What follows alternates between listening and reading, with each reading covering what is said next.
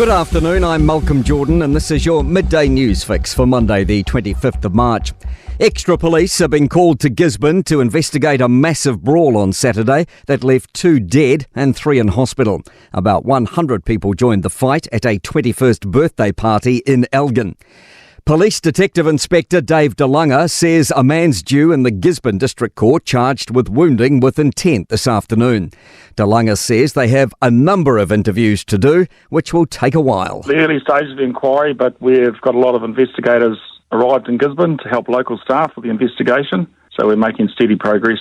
Controversy continues over the Sail GP event in Littleton over the weekend. Event boss Sir Russell Cootes told Newstalk ZB the rules protecting Hector's dolphins were excessive. Racing was called off after the mammals were seen in the harbour. The Hector's dolphin is not an endangered species, as Otago University professor Liz Sluton recently claimed. But Liz Sluton has hit back on Newstalk ZB's Canterbury Mornings. She says the dolphins are absolutely endangered. She says Sail GP had the opportunity to talk about the issue during the weekend. They could have spent a few minutes talking about these dolphins, the fact that only found in New Zealand. There are fewer of them left in the world today than the number of people that were sitting in that grandstand.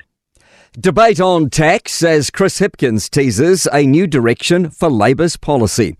The Labour Party leader gave his State of the Nation speech over the weekend and says New Zealand needs to be open to a conversation on tax reform. But he made no announcement on Labour policy. And that's something that Newstalk ZB political editor Jason Wall says was the right choice. They couldn't come out with something this quickly. I mean, they'd be just accused of coming up with something ham-fisted and knee-jerk. A first suspect has appeared in court over the weekend shooting massacre in Moscow. At least 137 people are dead and 150 are injured after gunmen opened fire at a rock concert. President Vladimir Putin has declared a day of national mourning.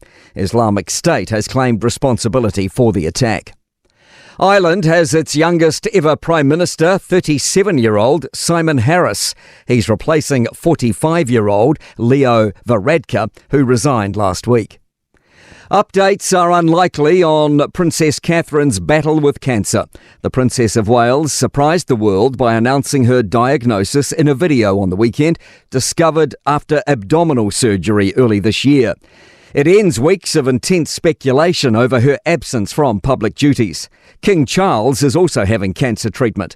UK correspondent Enda Brady says ongoing release of details will be carefully managed by the embattled royal family. They're in a crisis, a health crisis, a double health crisis, if you like, and we may see the King next weekend, Easter Sunday church service, but we've already been told there will be no Kate, there will be no William.